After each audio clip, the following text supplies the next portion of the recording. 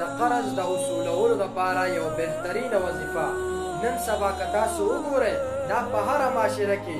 لږ مثال درکوم ته چاله په نن زمانه کې پیسې ورکړه او بیا چې ته کله ته دا پیسې غواړې نو بیا به تا ته پته ولګي او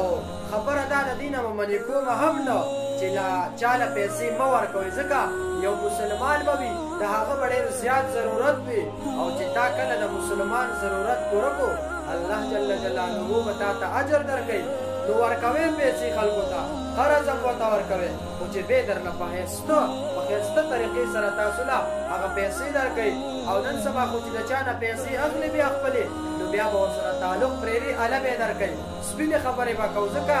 نن سبا دا دور داسې دی ته چاله پیسې ورکړه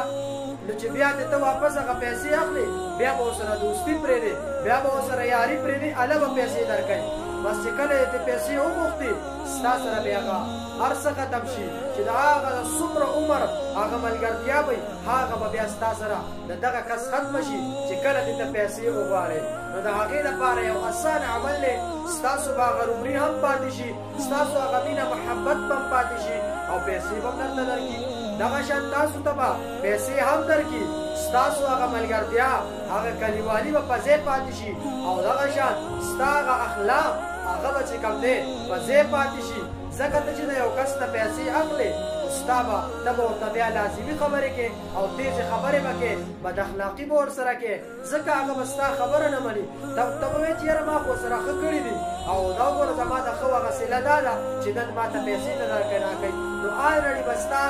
هغه لهجه چې کومه ده هغه به بدلېږي ورته لازمي نو بد اخلاقي به هم راځي نو د هغې بد اخلاقۍ نه هم ستاسو خلاصون به ډېره اسانه و مجرب عمل دی انشاءالله ستاسو به روري پاتې شي او دغه شان تاسو ته به خپلې پیسې میلاو شي هغه عمل څه دی هغه دا دی چې هره ورځ د ماسخوتن د لمونځ نه بعد